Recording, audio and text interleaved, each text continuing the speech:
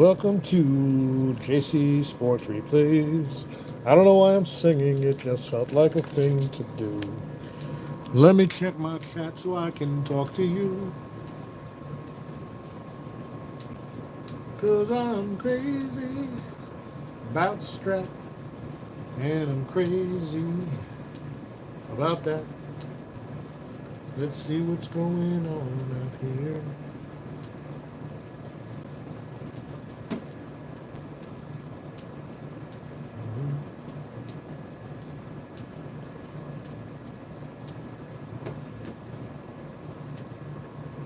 In all seriousness, folks, just getting my live stream set up so I can talk to you while I stream. Make sure the chat is coming up on screen and everything is recording properly. All right, we look pretty good. A little out of focus. Let's do this. Let's do that. You can see everything now. Oh, wrong way. A little off. Hold on. I've lost my perfect focus. All right. That's pretty good. So welcome to JC Sports Replays. My name is Joe, and we are here on opening day, April 8th, 1986, as we continue our opening day Strat-O-Matic Cards and Dice Baseball replay of the 1986 season. Thank you for joining me as we watch the San Francisco Giants head to Houston and the Astrodome to face off against the Astros. That makes sense.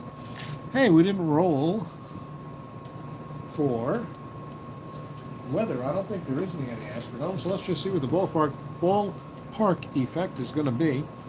It's always good weather inside. It's a 9-9 for singles and a 2-5 for homers. That's pretty much what we need to know as we head into this opening day matchup, where Mike Krukow will pitch for San Francisco. A very good season for Krukow, a 20-9 record in 34 starts, a 3.05 ERA, 204 hits in 245 innings, 55 walks, 178 strikeouts, and he gave up 24 dingers. He will face off against, why does this look crooked? It's annoying me. He'll face off against my favorite pitcher to play with in Strat-O-Matic, Nolan Ryan.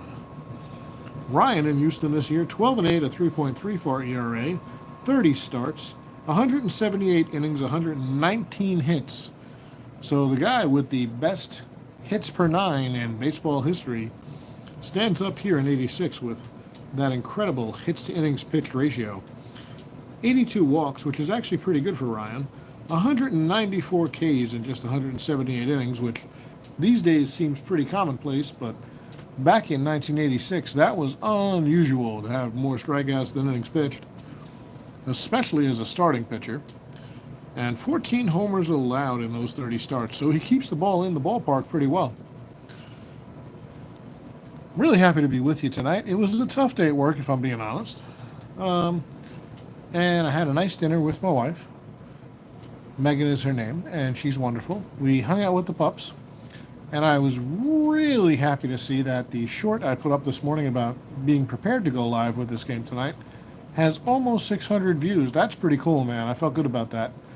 As a fledgling YouTube channel in this niche community of sports sims, I feel pretty good. So thank you for the support. Thank you for the views. Thank you for the subs. We're over 70. And we're on our way to 100. So we can talk about that all day, but I want to talk about the teams we're looking at tonight. San Francisco coming off a 62-100 record in 1985, good for dead last in the National League West. They are led by Roger Craig in his first season as the Giants manager. Hal Lanier will lead the Astros. Houston finished 83-79, good for third in the National League West, so they finished in the first division. And they'll hope to improve on it this year. In fact, they have World Series aspirations. There are 22,935 fans in the Astrodome tonight, far from capacity. So it might take a little while for momentum to build, but if the Astros get off to a good start, Maybe those seats will fill up. By the way, if you're wondering, those are the actual attendance figures taken from Retro Sheet and Baseball Almanac. So as I said, it's always good weather in the Astrodome, and we have an umpiring crew tonight of Fred Brocklander at third base, Ed Montague at second, Dutch Rennert at first, and Lee Wire at home plate calling the balls and strikes. The lineup for your San Francisco Giants, if you're a San Fran fan, goes as follows. It'll be Danny Gladden in center field and batting leadoff. Batting second and making his major league debut tonight, Will the Thrill Clark. I don't think he had the nickname yet, but it'll be quick to all the onlookers present that he's got a sweet swing. One of the purest swings you'll ever see. In right field, the switch hitter Chili Davis batting third. Jeffrey Leonard plays left and bats cleanup. Chris Brown plays third base, later to be a pop singer. Nope, not the same guy, probably. As far as I know, I don't think Chris Brown was born yet in 1986. The pop singer, that is. But anyway, this Chris Brown will bat fifth and play third. Bob Brenly does the catching. He's a 4+1 arm with an E1T3P4. If you don't know what that means, ask me in the comments. I'll be happy to tell you. All right, I'll tell you now. He commits an error about once per season. Doesn't have great range with that 4. It doesn't have a great arm, but it's not terrible. Will commit a throwing error fairly infrequently and will allow a pass ball fairly infrequently. That's what it means. Robbie Thompson plays second base and bats seventh. Jose Uribe, a shortstop, batting eighth, and Mike Krukow, the pitcher, will bat ninth. The hometown Astros will send out their defense and line up like this. Eric Bullock was supposed to start in left and lead off, but he doesn't have a card, so instead Jim Pankovitz will take his place, leading off and batting first. Well, that's the same thing, Joe. Also playing left field. Bill Doran playing second and batting second. Denny Walling playing third and batting third. Glenn Davis playing first, but batting cleanup. Mark Bailey will catch and bat fifth. Kevin Bass will play right field and bat sixth. In the seventh slot, Tony Walker plays center field. Dickie Thon plays shortstop and bats eighth. And the aforementioned favorite of your sports announcer tonight, Nolan Ryan, will bat ninth. So Ryan takes the mound for the Astros. We have to calculate the hold rating tonight. So Ryan's hold is a +1. That's actually pretty good for him. I think he's had worse in his career. Mark Bailey, the catcher, is a +2, so we start with a +3, which will mean the hold when we hold on San Francisco runners will be +1 and -1. The hold rating for Mike Krukow is a 0. He'll be working with catcher Bob Brenly, who also has a +1, so that means the hold for the Giants against Houston will be a -1, -3.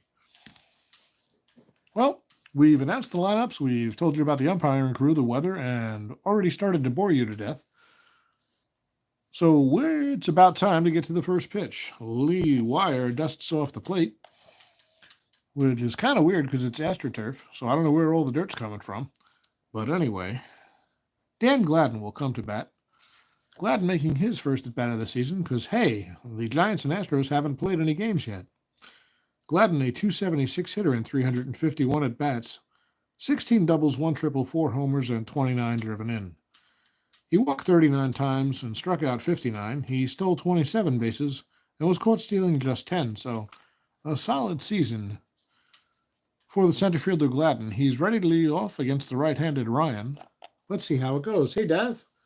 You probably know this already. I'm not sure if you want the hassle, but Strat does have nameless player cards you can use for missing and uncarded players. So I have mixed feelings, Dav. I know about the nameless player cards. I have a set of them buried somewhere in my attic. I've used them in the past. There's a couple of things that deter me from worrying about the guys who aren't carded. First of all, 99.9% of the time their at-bats are insignificant. And I don't mind replacing them with other guys on the roster who weren't full-time players but got a similar, a few more at-bats, enough to get carded, obviously, but not enough to make a huge impact on the season. I'm not going to take a guy who had 4 at bats and 2 homers and put him in the game and have him affect the outcome, because that's an aberration. Although it would be statistically accurate to the season, it could blow things out of proportion.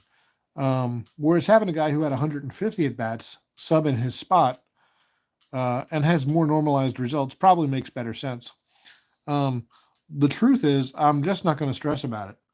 I figure, the replacement is good enough, and the at bats we're missing and the innings pitched we're missing, usually less than 10% of total league at bats. In fact, in some seasons is less than like 6%, depending on the season. Um, I just don't think it makes a big deal. But thanks for tuning in, man. I appreciate the heads up. Um, I used to search for cards. I used to even print the cards off the card viewer, but decided it was just too much work. There are other games I play that card every player. I do play Payoff Pitch. They card every player and even tell you what dates they were on a certain team. So they'll have a card for each team they were on with the appropriate dates listed. I also play a little bit of APBA. I know I'm a heretic, but I actually got into multiple games this past year, and find that they all have they're all enjoyable for different reasons. But they're all enjoyable mostly because they are baseball and they bring us back nostalgia, history, and are fun to play. So the games I tend to avoid, by the way, are the ones that get really, really complicated and really, really detailed. If it takes me an hour and a half to play a baseball game, when I'm playing by myself and not broadcasting, I probably lose interest. No, so here's the thing, Dav. I can also be compulsive. Hey, Sports Time Machine, thanks for tuning in. Just talking about why I make some of the choices I do about carded players, as played, etc. I feel like we're at a weird angle here. I don't know what's going on. I'm going to adjust the table. That's better. Um, Playing on a card table here in my small living room, and that's okay, as the babe sits on the couch and plays with her Power Wash simulator. Um, I I actually tend to be overly compulsive about things, and it's taken me a lot of sims, a lot of restarts, a lot of games over the decades to determine that the best way for me to avoid that is to ignore it. If I try to be overly detailed, I tend to bog myself down and not enjoy the replays. So if I can just relax, go with the game as it comes in the box, um, use a couple of the more modern resources we have, like the as played score sheets that are available, the as played schedules. When I want to, I have a lot more fun if I just take it easy, right? Um, I actually don't always play as played. I really enjoy letting the game sometimes dictate an alternate history. So, for example, with Strat, I'll use the solitaire rest chart a lot. Um, Sometimes I use the suggested lineups, especially for older seasons, like seasons I didn't witness, seasons before I was really watching baseball or even before I was born. Like it'll be like the 50s and 60s, and I'm like, I only know these guys by reputation and some highlights I've seen on YouTube or on like old baseball shows, and I can only guess at how they really played and what it was like to watch them. So what I can do is take the stats on their cards and kind of make a guess as to like how I would play them if I was the manager based on the knowledge I have. And then I'll let the season run itself out based on my own decisions, my own best guesses, and also the resources that whatever game I'm playing provides. So for Strat, since we're talking about Strat, it would be that solitaire replay chart. It would be the injuries as rolled, um, and sort of let the story take on a life of its own. So there's a lot of different ways to play the game. I enjoy all of them, to be honest with you. Um, Bob B, you understand why if you use the pitcher's hold rating in holding the runner, you also use the -2 as well. That would seem to offset part of the pitcher's hold rating, especially if it's bad. Yeah, so I don't always hold the runners, but I find that if I write down the hold ratings as though I were holding the runners, Bob, it just makes it easier for me in stolen base situations to calculate. I would say I hold 85 to 90% of runners because I'm only going to not hold the guy if he's got like, I don't know, an 8 or less for success rating. That's sort of my ballpark at a glance. Should I hold this guy or not? I try to hold as they would in real life, right? So if you watch a baseball game and the score is, within 3 or 4 runs, they hold everybody, even guys who have zero chance at stealing, right? No, I'm not taking it personally. I get you completely. You never play as played lineups, but the fun is all in playing your own way. Yeah, I like playing a variety of different ways. I know a lot of people are devoted to as played dev, so I like to give it a I like to give it a try depending on the season. Um, in this case with 86, I remember the season very well.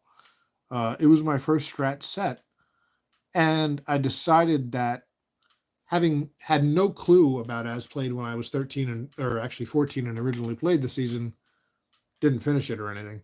It would be fun to see how history really played out, what managers were thinking, how the season ebbed and flowed, when guys were available, when they weren't. But even then, I'm not a slave to it. I have no idea where they were on the disabled list. Um, Obviously, I'm not playing with every player because I don't have everybody carded. So there's still some what if to it.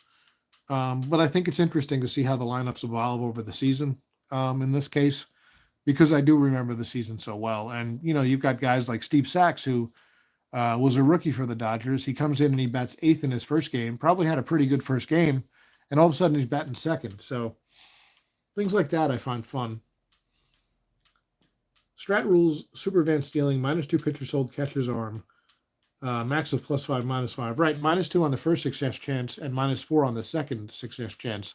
So basically, if they don't get a good lead, if they're trying to steal third, you get that -4. The internet did change things completely, 100%. You got into the games at that time too, and the resources weren't there to do as played unless you collected daily newspapers. Yeah, 100%. I actually had a couple of composition notebooks where I would cut out all the box scores from the newspaper and keep track of them, and then try to replay them. Of course, I fell way behind, so I'd end up only playing the Yankees and the Mets because I'm a New Yorker, right? But yeah, you're talking about the formula. Why add the -2 if you're including the pitcher's hold rating and catcher's arm in the formula? Because when you hold the runner on, you're supposed to add the -2, Bob. The hold rating is just the base if you're not holding them, weirdly. So if you're holding them on base, you add a -2 to the first steal success rating in super advanced, and that gives you what's actually going on. If you don't hold them, you just use the pitcher's hold plus the catcher's arm. So that's the super advanced rule, as far as I understand it anyway. Yeah, the sporting news. Yeah, me too, man. And actually, I went back and I got some of the older baseball digests and stuff like that for some of the older seasons I replayed that I don't remember well, and they're pretty fun. Anyway, let me try to get this game started. I really appreciate chatting with you guys. Thank you for tuning in tonight. I love it. But let's get a couple of at-bats in. We can keep talking, though. So my favorite pitcher of all time is on the mound. His name is Nolan Ryan, and he's ready to face the center fielder and right-handed batter Dan Gladden. Ryan, from the windup, how about a 6-11?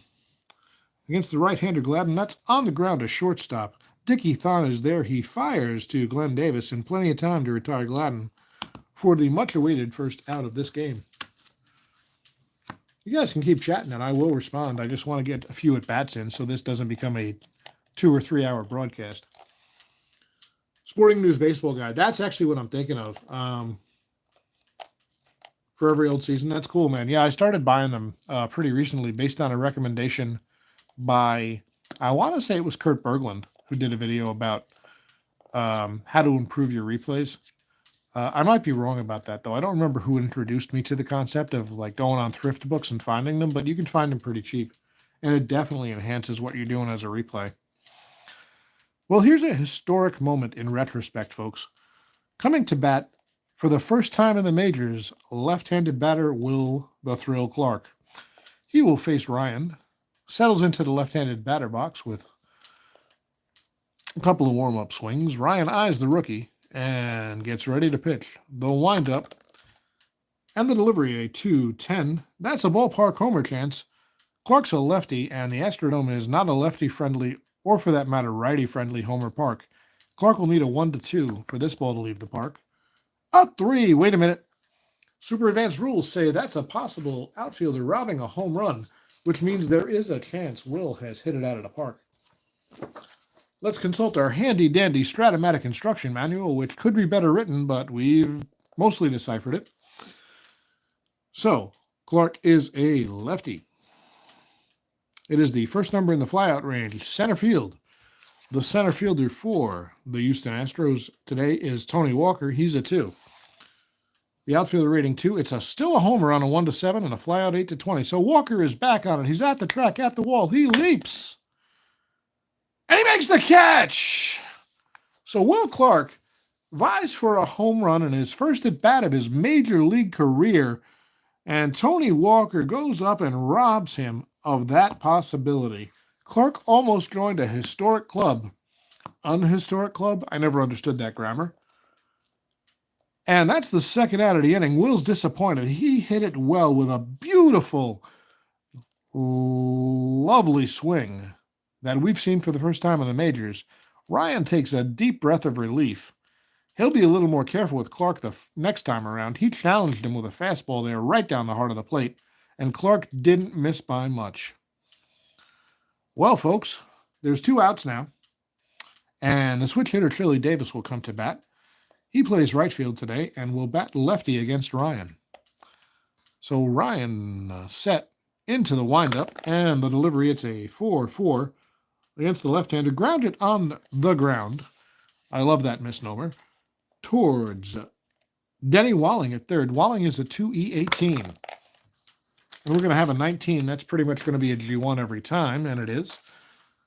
What is Walling's E rating? I'm sorry.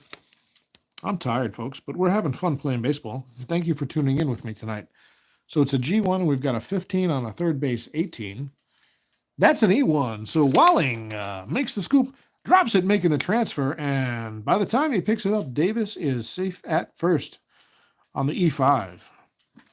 So Chili is on. He's a 15 first success rating, so they will hold him. But that also means he'd be a 16 if he gets a good lead. Just bought the 1976 guide. That's awesome. $10. It's great. What is the power washing game? Is she just power washing decks in a video game? It's actually kind of wild, Bob. It's a PlayStation 4 and 5 game. And it's a lot like a coloring game or a painting game like you might download on an app. You actually kind of own your own business. You can upgrade your power washer, and she's been addicted to it for about 3 weeks now since she found it. Since Christmas Eve. Since Christmas Eve, pardon me. It's been over a month. She's played it almost every day for probably an hour or more a day. And she just finds it like Zen relief. So you get the power washing sound, which she has headphones on, so you guys can't hear it on the recording. But it's very much a white noise sound, so it's really relaxing. And you are literally just unveiling these beautiful scenes. It starts out really simple where you're like cleaning somebody's van or an antique car.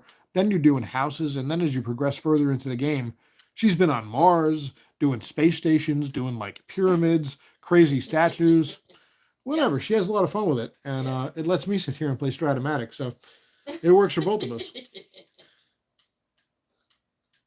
Wait, Dav, did Clark really homer in his first at-bat against Ryan? That's amazing. I didn't know that. My screen's blurry. Are you sure you're not drinking? Sounds cool. It doesn't look blurry to me. I'm actually looking at my video and it looks very clear. Anybody else seeing a blur? That's really cool, Dav. Thanks for that tidbit. Let me know if it's blurry, folks. I don't think I could fix it. I might need to turn a light on. Let me try that.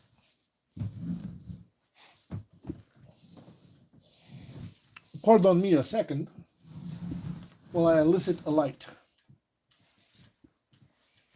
I gotta unplug something. I can plug the light in.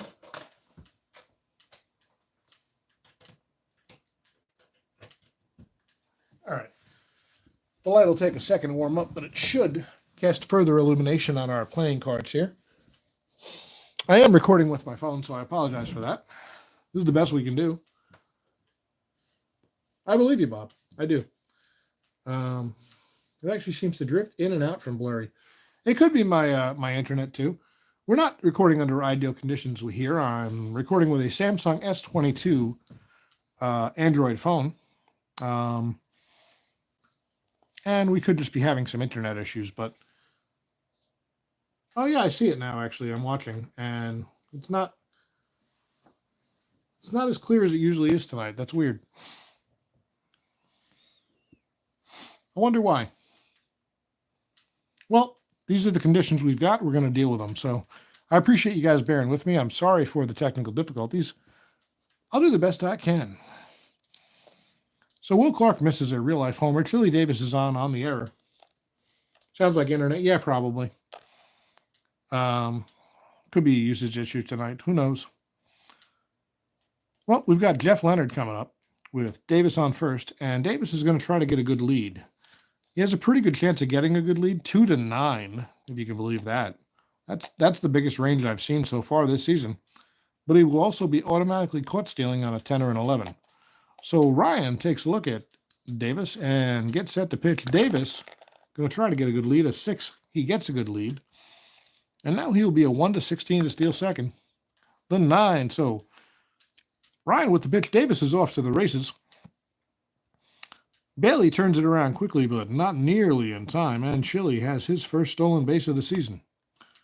So Chili's on at second. A 9 success rating there. They will not hold him. That would actually make him a 10, but I don't think he's going to try to steal third here with 2 outs. He just wanted to get in scoring position for Jeff Leonard. All right, here's Jeffrey Leonard. Leonard, let's take a look at his stats. A 279 hitter, right? 341 at-bats, 11 doubles, 3 triples, 6 homers, and 42 batted in.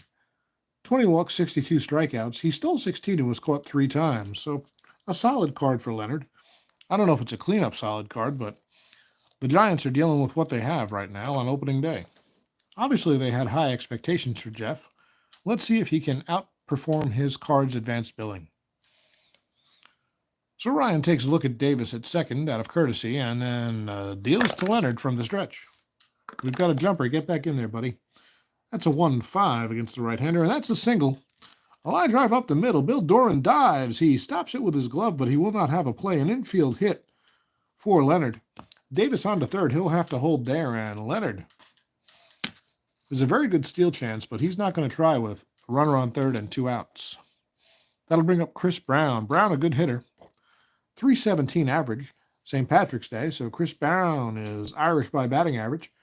16 doubles, 3 triples, 7 homers, and 49 batted in.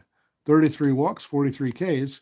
He stole 13 and was caught 9, so not an ideal stolen base percentage, but right now it's that 317 batting average that matters. Davis at third, Leonard at first. Ryan on the mound, no runs in, 2 outs. Delivers to Brown. We've got a couple of jumpers today. They've got to stay in the stadium to count, folks. It's a 5-4 to the righty Brown. That's lofted out to center. Tony Walker will have a play on it. He's a 2E6. We've got a 16-9. 16 and 2 is an F3. And a 9 on an E6 is nothing. So Walker is over, runs it down. He'll make the play to retire the side. So the Giants leave 2 on, score none. And Ryan gets out of trouble after the error. We'll head to the bottom of the first inning, and the Astros will send up the top of their order against Krukow. It'll be Pankovitz, Doran, and Walling. Hey, Mike Terranova, thanks for tuning in, guy. I'm good, man. How are you? I'm tired, but I'm playing Strat, and that's helping me relax. Guys, check out Mike's channel and also our friend. Pardon me. My memory is failing me tonight. Sports Time Machine, if you haven't already checked them out, they are very, very good broadcasters who have been very supportive of my channel thus far. So please check them out if you haven't heard of them before and give them a subscribe. Hope you're having a good night, guys. Pankovitz will step into the box against the right-hander Krukow. Jimmy stepping into bat tonight for Eric Bullock, who is not carded. He's a 283 hitter and 113 at-bats. 6 doubles, 1 triple, 1 homer, and 7 batted in. 11 walks to 25 strikeouts. He stole 1 and was caught once. A solid 347 at bat, on base percentage for Pankovitz. So he's a pretty good leadoff man in a pinch. Krukow delivers. It's a curveball, 5-5, and he strikes him out. Pankovitz swinging on a 1-2 pitch is the first out of the inning. I will keep rolling all night if I can, Mike. Actually, I got to go to bed after this game because I'm tired, but we're going to get this one in and have some fun. Billy Doran coming up. The excellent fielding second baseman for the Astros. 276 in a full season of play. 29 doubles, 3 triples, 6 homers, and 37 runs batted in. He walked more than he struck out, 81 to 57, and he stole 42 and was caught just 19, which is a very acceptable ratio. So Krukow is ready. He tries to sneak a fastball by Doran. Let's see the result of that. That's a 1-8. Single one or a line out to first. So this one's hit down the line on the air toward Clark. Will is tested and makes the play. Pretty easy play after all for Clark. He only had to take 2 steps to his left and haul it in to retire Doran for the second out of the inning. Look, hit 0-48. No wonder he didn't get a card. 1 for 21. Yeah, that seems like a card not worth printing. Well, that'll bring up Walling. The third baseman, Walling, is a good hitter. 312, 23 doubles, 13 homers, and 382 at-bats. A 58-run batted-in season. 36 walks to 31 strikeouts. So more walks than strikeouts is always good. Stole 1 and was caught 1. He bats from the left side, and Krukow with 2 outs will deliver. How about a 1-10? A ballpark homer chance for the left-hander. Once again, Astrodome not homer-friendly, at least not in 86. A 1-2 will be a homer, and anything else is just allowed out. That one is so high up in the air, it almost hits the ceiling, finally comes down into the glove of the right fielder, Chili Davis, for the third out of the inning. So Krukow gets a 1-2-3, and we head to the second with no score. Whoops. At some point, I lost my pitcher's hitting card there. We'll put that back in the lineup. Ryan returns to the mound. He will face Brenly, Thompson, and Uribe for the Giants.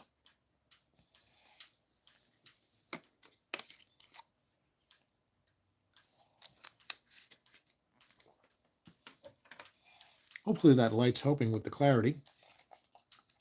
I had trouble getting everything in focus tonight. I'm not quite sure what the difference was, if I'm just set up slightly differently in this ever-moving card table Strat-O-Matic universe. But in any case, it's the second inning here on opening day in Houston, and Bob Brenly steps to the plate. Brenly, a right-hander, 246 batting average with 26 doubles and 16 homers, so that's solid gap power. 62 batted in. He walked 74 and struck out 97 for a .350 on-base percentage. He actually stole 10 bases, which is pretty good for a catcher, and was caught 6 times. So nobody out. Brenly steps to bat. Ryan delivers. It's a 6-7 ground ball, second base X. Doran, a very good fielder, a 1E19. He gets to a lot of balls and fumbles only rarely. How about a 6-7? It's going to be a G1. And a 7 on an E19 is nothing doing. So Doran makes the play and retires Brenly for the first out of the inning. Bobby Thompson coming up. Pardon me, Robbie Thompson. Whole different guy. I think they're related, but I'm not 100% sure. They ought to be. They both play for the Giants. Both have a last name Thompson. And all Robbie needs to do is add an umlaut or an underscore to his name to be Bobby Thompson. In any case, it's 1986, so it's Robbie Thompson. He batted .271, 27 doubles, 3 triples, 7 homers, and 47 batted in. He struck out 112 times, so he's a free swinger. 42 walks, and he stole 12, but was caught 15, so he's not as fast as he thought he was. Ryan set the windup and the pitch. A 1-3. And there we go, Nolan Ryan's first walk of the game. He's got a rep for walking too many, and he laid off that one. Well, Thompson likes to steal bases, and he'd be a 16 if he can get a good lead. So despite his likelihood of getting caught stealing immediately, a 2, 8, 9, or 12, he'll try to get a good lead, a 3, 7, or 10. Uribe at bat, the switch hitter batting left. Ryan delivers, and Thompson trying to get a good lead. A 5 is a good lead, so he will be a 1-16 to steal second. That's cocked. 7 or a 17. How about an 18? He can't get a good lead.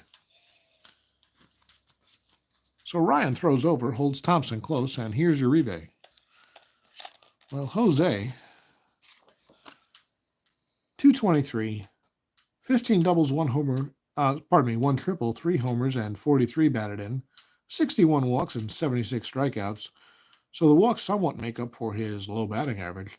He stole 22 and was caught 11, so there's some sneaky speed on this Giants team. With Thompson on second and one out, Uribe will hit and run.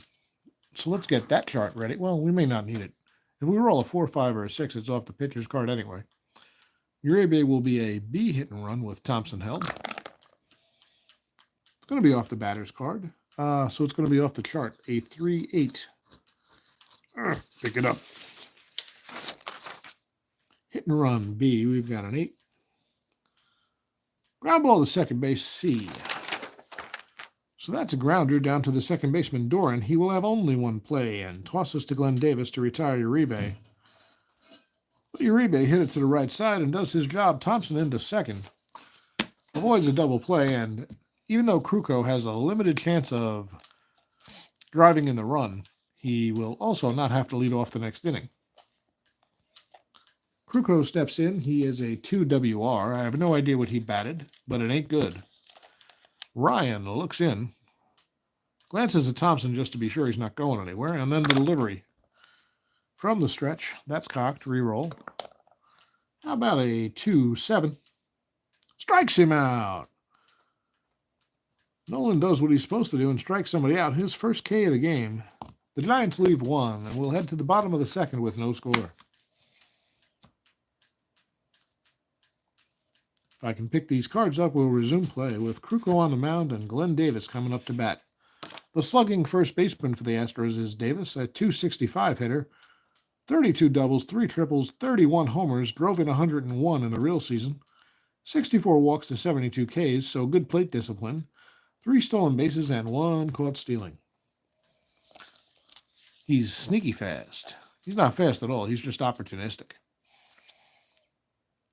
So Davis settles in from the right side. Krukow is ready for the delivery. How about a 6-6 right-hander? Ground ball down to third. It'll be fielded by Brown. He fires across the diamond to Clark for the first out of the inning. So Davis 0 for 1 now. And here's Mark Bailey, the catcher today for Houston. I don't think that's going to last too long, folks. Bailey, a 176 hitter. 5 doubles, 4 homers, 15 runs batted in, a 302 on base percentage because he did walk 28 times, but struck out 54. He's as likely to get caught as he is to steal, but first he has to get on base, and that don't happen too often. Bailey will bat left against the righty Krukow. A switch hitting catcher, that's fun. How about a 1-6? Forget about it. Bailey's down on strike. Stood there looking like a house by the side of the road, and there's 2 away. That'll bring up Kevin Bass. Bass, a 311 hitter, 33 doubles, 20 homers, 79 batted in. A very good card for Bass with 38 walks and 72 Ks. He stole 22 and was caught 13. A lot of guys could steal a little bit back in these 86 days. The 80s were a good combination of power and speed. It's one of the reasons I like them so much.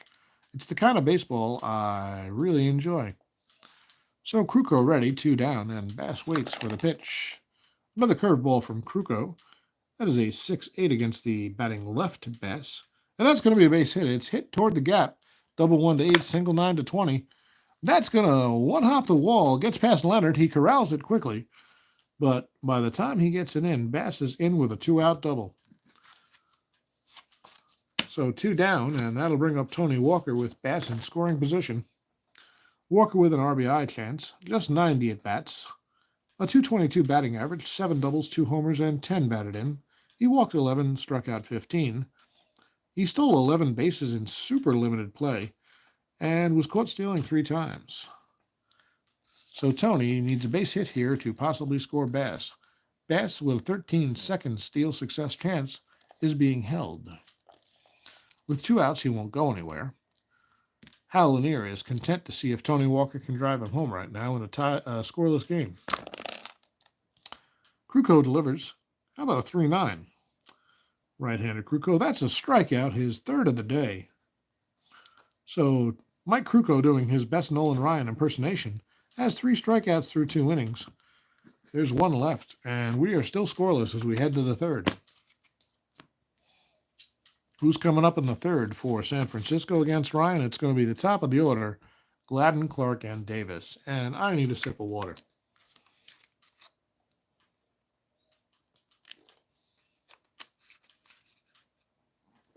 It is a little blurry, isn't it? I wonder why.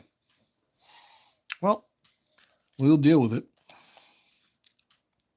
Glad to know for one today. He grounded out his first time up. Ryan looks in. He likes the sign. It's probably going to be a number 1. One's a fastball, if you didn't know, folks. It's a 5-4 against the righty. Gladden makes contact. It's hit out towards center field. The Tony Walker's there. A 2E6. Looks like he's going to run it down. 19 is going to be an F3, and 11 on an E6 is nothing doing. So Walker runs it down in the gap and retires Gladden with just a long, loud flyout. No problem. 1 away. Here's Will Clark. Just missed a homer. Walker robbed him of his first Major League home run and his first at bat last time up. So Ryan might be a little more careful, but knowing Nolan, he's just going to buzz him inside. Ryan set. Eyes Clark. Clark bat waving slightly from the left side.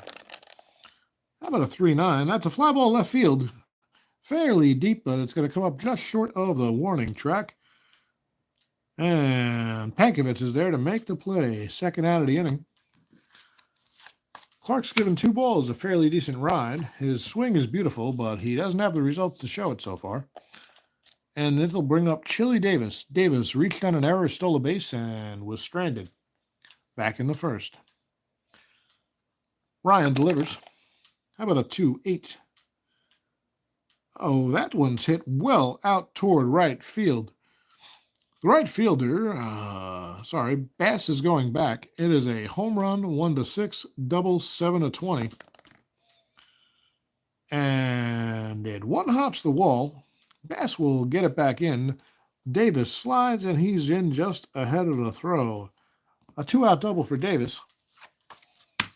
And that'll bring up Leonard. Leonard 1 for 1 today, singled his first time up. Ryan keeping an eye on Davis. He's not being held, actually. And Leonard settles in, right-hander against right-hander. Ryan from the stretch, a 1-7. A fly ball out towards center. No problem for Walker, medium deep, and he puts it away for the third out of the inning. So 1 left. Nothing doing for the Giants. And the Astros will come up in the bottom of the third with Dickie Thon, Ryan himself, and Pankovich. Here's Thon. One of the weirder names in baseball this year. A 248 batting average, 13 doubles, 1 triple, 3 homers, and 21 RBIs. 29 walks, 49 Ks. He's not in there for his bat, folks, although he's got a serviceable hitting record. He's a better fielder than batter. Thon bats from the right side. Krukow is ready. A steady diet of curveballs, and it's a 5-10. Ballpark single chance, it's a 1-9. Thon hits it out toward shortstop. Will it get out of the infield? We don't know yet. It's a floater. And it's a single. Just over the outstretched glove of Jose Uribe, and Thon is on at first with a base hit. So Dickey can steal a base, a 15 success rating. That'd make him a 14 if he can get a lead, and he gets a lead on a 2-7 or an 11. Well, that's a 9, so none of those things. It also doesn't get him caught. So Thon stuck at first as Krukow throws over. And here we've got Nolan Ryan due to bat. Ryan likely to lay down a bunt, and they know it. The corners are in. That'll make Ryan a C bunter. Krukow will probably just let him do it. He might buzz him inside. We'll see. How about a 6-10 on the bunting D? 6-10 means the third baseman will field it. And bunting D bad. Batter lays down a bad bunt. Lead runner thrown out by the fielder. So that is going to be fielded by the third baseman, Brown. He picks it up and fires to second, and he gets Thon. A 5-4 fielder's choice. Ryan reaches, but there's 1 out. So Ryan's on. He's anchored to first. Puts on his warm-up jacket. Keep that arm warm. And here's Pankovich. Pankovich 0 for 1 with a strikeout so far today and this season. Krukow delivers. How about a 1-5 against the right-hander? Base hit. Pulls it into the left center field gap. Ryan being waved around second. He'll make it easily to third as the throw comes in. That one's cut off. The throw to second, and Pankovitz will hold it first with a single. So Pankovitz being held on. Ryan at third. There's one out. They're looking for a double play here, and it's Bill Doran. Doran lined to third his first time. Lined to first his first time up. Krukow would love a ground ball here. How about a 5-4 against the left-handed batting Doran? A catcher's card X. The catcher is Brenly. He's a 4E1 dichotomy of fielding here. That's going to be a 16-12. So 16 on a 4 is a PF, and a 12 on an E1 is nothing. So it's either going to be a pass ball or a foul out, folks.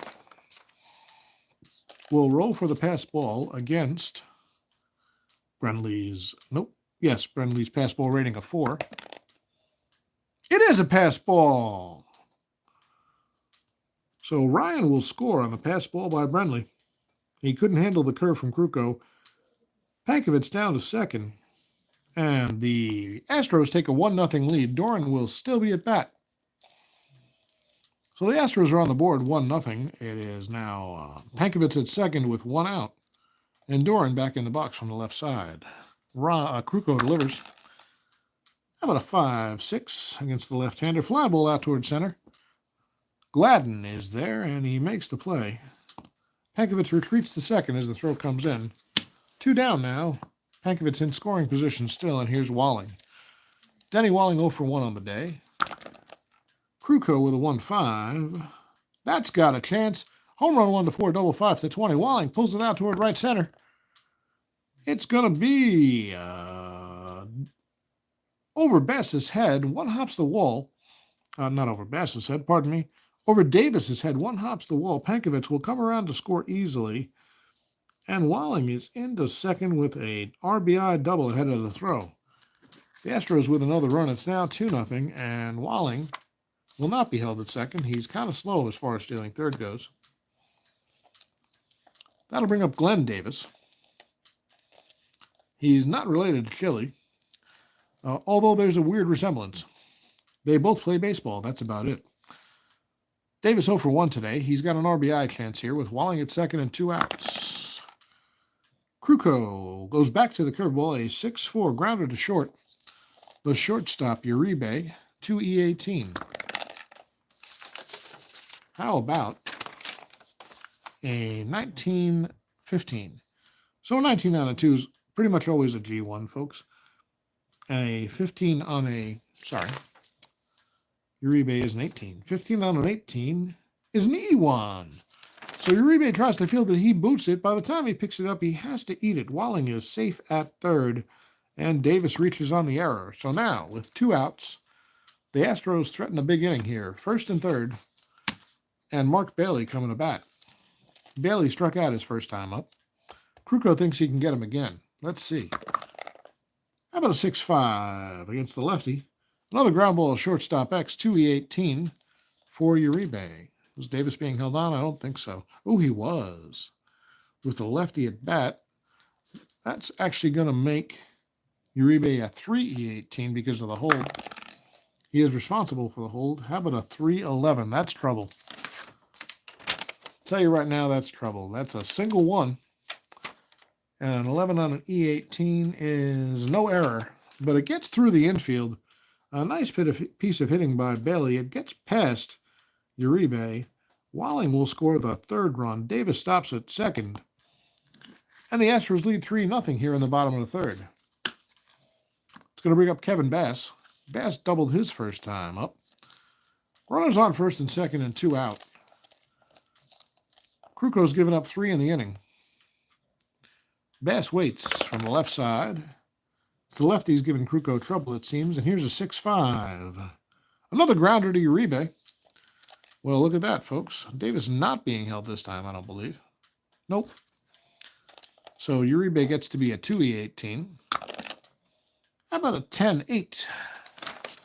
10 on a 2 ought to be safe. That's a G1. And an 8 on an 18 is nothing. So Uribe makes the play this time. Fires over to the first baseman Clark and retires the side.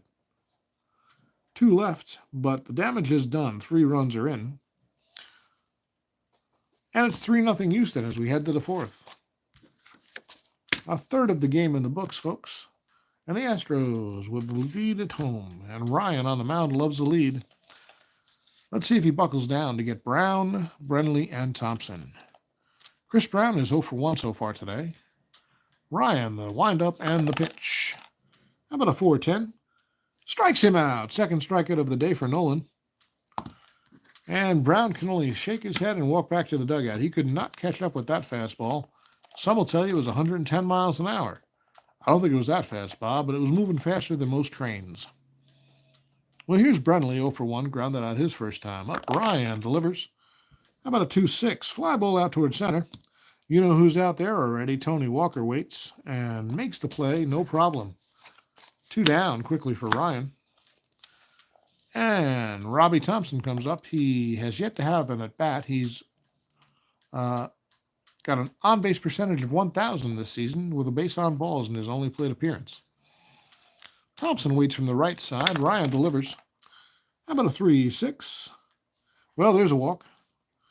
So Thompson lays off, and Ryan misses just low. Thompson might try to get into scoring position here. It's a 15. He would be a 16 with a lead. And he's got an equal chance of getting caught, but let's give him a try. He likes to steal bases. He gets the good lead. He'll be a 1-16 to steal second.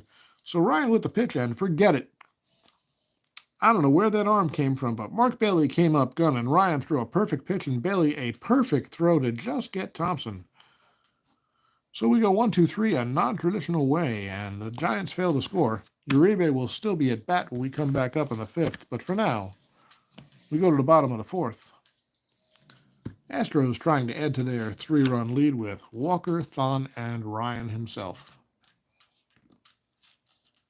Tony Walker 0 for 1. He struck out his first time up. Krukow got him on a curveball. He'll probably try to do it again. How about a 4-5? Strikes him out. He does indeed plant the curveball on the outside corner, and Walker could just look at it. Buckled his knees, folks. Krukow's got the curve working today, and there's 1 down. Here's Thon. Thon a 1 for 1 on the day. He's batting 1,000. That makes him the Astros' best hitter right now. We'll see if it lasts. Probably not. Mitzi? Krukow delivers. He likes that curveball. There's a cocked die, so we'll re-roll. That one wants to jump out.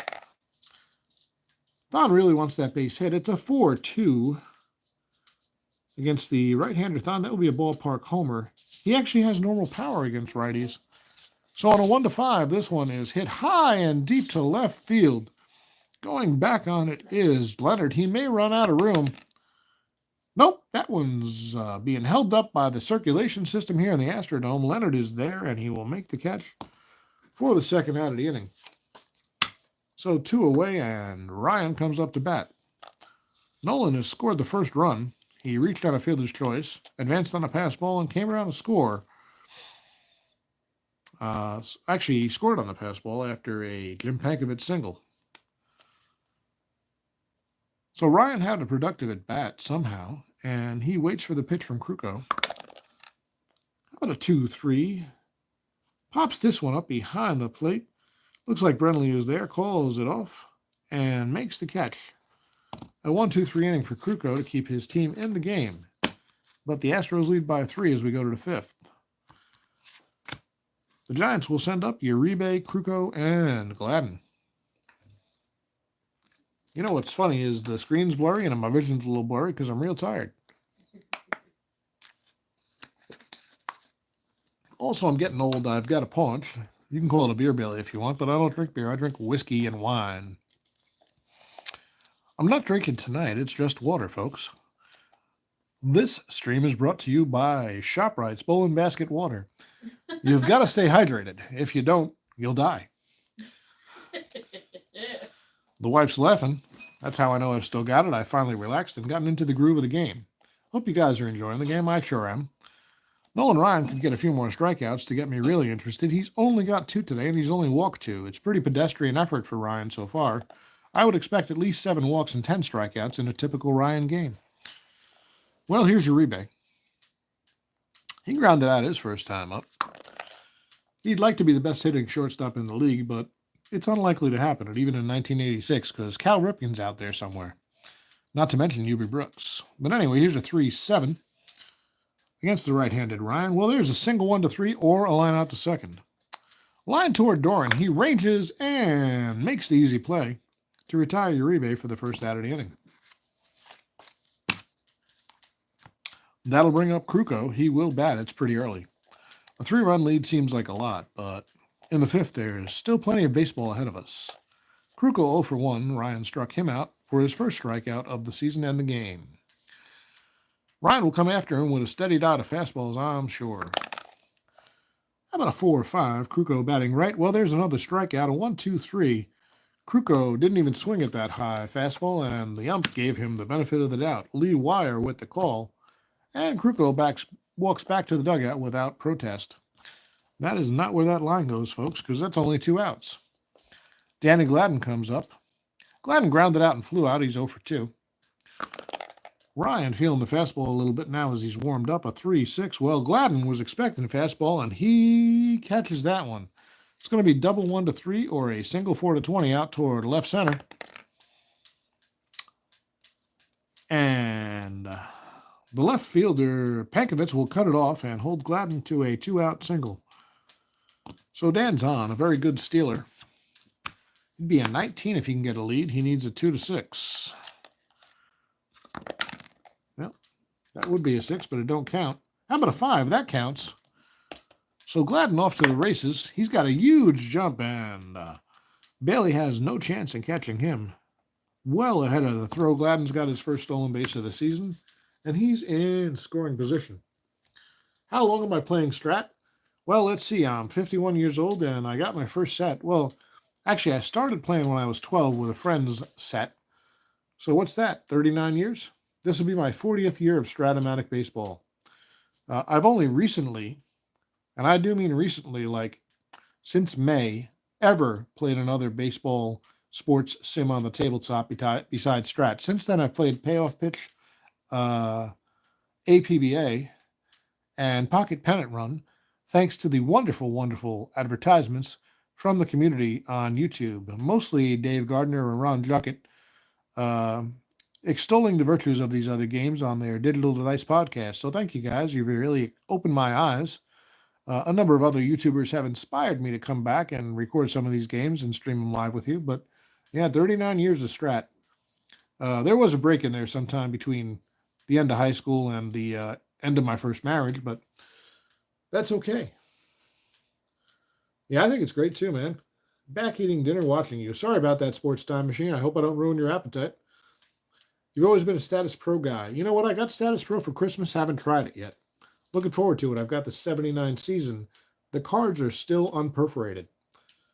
You get into Strat when Status Pro shut down. Yeah, that's a shame, huh, isn't it? It's nice that it's still around, and I think it's making a comeback in the secondary market, right? But I'll get around to trying it one of these days. I'm actually reluctant to pull the cards apart. Well, anyway, folks, we've got 2 down. Dan Gladden has stolen a base to get into scoring position, and Will Clark comes up to bat. He has hit 2 balls very well. The first was over the fence, and Tony Walker brought it back. And the second was well hit to the warning track and left. So Clark is on Ryan. We'll see if Ryan changes it up, but probably not. He's probably going to come with a steady diet of fastballs. Well, thanks very much, Sports Time Machine. I appreciate that, man. Having a lot of fun. There's some good resellers out there for it. Yeah, I noticed. And I think some people are producing current seasons even and redoing some older seasons that maybe weren't available or aren't available on the secondary market for Status Pro.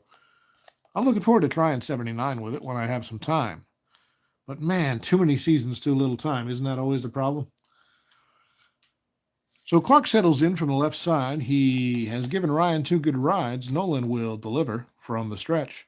Glances at Gladden to make sure he's close. They are holding him. Gladden has that ability.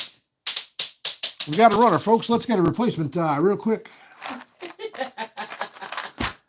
I was doing so well, but we've got our first dice casualty of the game. Fortunately, I have about 100 of them I bought on Amazon for like $12. All different colors. So we'll get a purple to replace the purple. Ryan delivers again, and it is a 5-5 to the lefty Clark. He finally gets the best of him. You know what? He took something off that one, folks. A little changeup from Nolan. Fooled Will Clark, who thought it was a fastball, and Clark is struck out for the first time in his career. That sounds impressive, folks, but it's only his third plate appearance. So nothing doing for the Giants in the top of the fifth. They leave one. And it's time for the top of the order for the Astros in the bottom of the fifth. They lead by 3 and will try to add to it with Pankovitz, Doran, and Walling. 21 individual seasons you own. You think you've hit your limit. Dav, I wish I'd hit my limit. I literally own every season that Strat has printed except the original 5. Some are reprints, so I don't like own, the original versions of every season. This is a reprint. I lost my 86 season when I moved out of my parents' house, decades ago, and bought it when they reprinted it. I've repurchased some on the secondary market. Spent a lot of money for about 5 years there where I tried to collect just about every one. The very, very original seasons, I can't do it. It's too much of a price point for me. The last time I saw the original couple of seasons, they were in the thousands. So I'm just not going to do that. It's not going to happen. My wife seemed to be how you hear her laughing, Mike. So she is sitting over on the couch adjacent to me about, 7 feet away, hanging out with my 2 pups and playing PlayStation with her earphones on. But they're not noise canceling, so she gets to hear me act like an idiot on live YouTube. But she gets a kick out of it, and that's how I know life is good. As long as I can still make her laugh, then I must be doing something right. And if you guys enjoy it too, I must really be doing okay, right? So whatever happened at work today, that's in the past. What happens on Stratfield tonight, that's the important stuff. Whatever brings us joy, folks, is really what life's all about. Everything else, it doesn't matter that much. As long as you're not hurting anybody and you're having fun, you must be doing okay. Well, here's the top of the order for the Astros in the bottom of the fifth. They'd like to get a little more cushion for Ryan because he's liable to go wild at any time. Although this is one of his better control seasons. Here's Pankovitz. 1 for 2 with a run scored. He did strike out. How about a 2-2 against the righty Ryan? That's a line drive to right field. Another base hit for Pankovitz. So he's filling in capably for the uncarded Eric Bullock. Jim's a 13 steal success. Against Krukow, that would be a 12. Not quite good enough. But Bill Doran will take advantage of the hold. He is Duran. I don't know. I like Doran. What can I tell you? 1975 would be a great reissue, but your hardest year to play because of Munson death. I feel you completely, Sports Time Machine. That was one of the first. I was 6 years old at the time, and it affected my dad so badly that it affected me. I wasn't really old enough to understand Munson's death in the spectrum of sports and the Yankees, but the way I saw my dad react to it communicated me the gravity of the situation, I guess is the way to put it, right? So, Dad, you have 7 original Status Pro game sets and 2 original Strats from 93 and 98. All your others were from secondary reproducers. You just bought the 76. 76 is a great season. I've played a bunch of games in that. I have a replay going on the side that I haven't broadcast for about the last year or so. And I'm loving it. Also a great Ryan card. I actually had a wonderful performance with Ryan in that one where he struck at 18. And I wrote a Medium article about it that did pretty well. So I write on the side for fun. Hopefully someday for profit, but right now for fun. And yeah, that was a fun article to write. That was one of the more fun games I ever played. Your wife gets a kick out of it too. That's cool, Mike. It's fun, isn't it? As long as they support it. I know some wives are like, why don't you do something more productive? Why are you playing that kid's game? I'm very, very fortunate to have a super supportive wife. She's just happy if I'm happy and vice versa. So, lifelong Orioles fan. So 79 was a great year. Yeah, that'll do it, man. Those are some great Orioles teams. She always says to me, don't lose that little boy in you. Well, as long as you're not in a little boy and it's just a little boy in you, everything seems fine. You're doing it right. That's a little risque. I might get censored for that one, but it's a true enough statement, isn't it? Jesus. You're 11 living in New Jersey. That's why locally a tough thing to take in. Yeah, I was living in the Bronx, man. And like I said, I remember my pop reacting to Munson's death. And I can't say that anything in sports ever affected me as much as that affected him. Um, Nothing comes to mind immediately. Um, you know, a weird one for me, unrelated to sports guys, but I grew up playing Dungeons and Dragons right alongside Strat-O-Matic. And when Gary Gygax died, I think I felt like my dad felt when Munson died. So um, the only other thing that hit my dad harder was when Mantle died. So, but all right. Now that we've gone completely off track, which is the nature of live YouTube, apparently I'm in the. I was listening to the latest Digital Dice this morning on my way to work and heard Al Red Sox talking about going off on tangents. So I guess we're in the spirit of things here. With Pankovitz on first being held and Bill Doran coming up, he's going to hit and run. Because Pankovitz is being held, Doran is a hit and run A. Great bat control from Bill. And you can call him Duran. In my head, he's always been Bill Doran. I don't know why. I think I had a classmate named John Doran, and that's probably why. Same spelling. So here we got a 13 on the 20, so that means nothing, and it's a 5-4 on the hit and run. So the hit and run chart doesn't come into play. Sorry, Bill. 5-4 against the lefty. That's a fly ball to center. So Doran hits it pretty well, but we've got a center fielder. Danny Gladden is a 3E6. Let's see what he can do with this one. He's running hard to make this play. How about a 9? What's that, 8? 9-8 on a 3E6. You got an F2, and you've got nothing. So Doran runs it down. Pankovitz will retreat to first, and there's one down here in the bottom of the fifth. I grew up, I spent my first 4.5 years on 179th Street, right off the Grand Concourse, Mike. And even at that age, my dad was taking me to the bleachers on weekends. We moved to Riverdale, and I spent the next, let me see, 18 years? Yeah, 18 years there before I moved to Jersey. And we used to just ride the train in and see games when I was in high school. So, yeah, I really had no choice in my fandom there. Dad was a Yankee fan. We lived right there. Who the hell else are you going to root for? Plus, the Yankees were great when I was growing up in the late 70s. You know, my earliest memories are collecting those 1976 and 77 baseball cards that I still have in a shoebox somewhere. They're not in good shape, but man, do I love them. Well, here's Denny Walling. He could also hit and run here, but you know what the hell? He's a hit and run A also. They're going to keep the play on. Hal Lanier trying to get his boys going and get some extra runs. Nope, still going to be on the pitcher's card. It's a 6-7. Ground ball, second base X. That's Thompson. He is not responsible for holding the run in this case, so he's a 2E20. How about a 4-6 on the 2E20 at second base? The 4 is not going to be good news. It's a G3. Actually, that's fine. And a 6 on an E20. I don't know how some people memorize this stuff. So we got a G3 nothing with a runner on first. I think that's going to be a runner advance. And it is. So the second baseman, Thompson, makes the play over to Clark at first to retire Walling. And Pankovitz advances. So Pankovitz in scoring position for Glenn Davis. Davis 0 for 2 today. He did reach on an error. Next closest thing was 9/11 was a whole different kind of story, right? That transcends sports. So 2001 World Series was insane. Yeah, Armed Guards in Newark in 2001 Thanksgiving. I completely remember that sports time machine. That was a hell of a year. Can't believe how long ago it was now. But it's still bright and clear in my memory. Well, Pankovitz on second, 2 down, and Davis has an RBI chance. He's 0 for 2. He'd like to change that. Krukow with the curveball. That is a 5-7.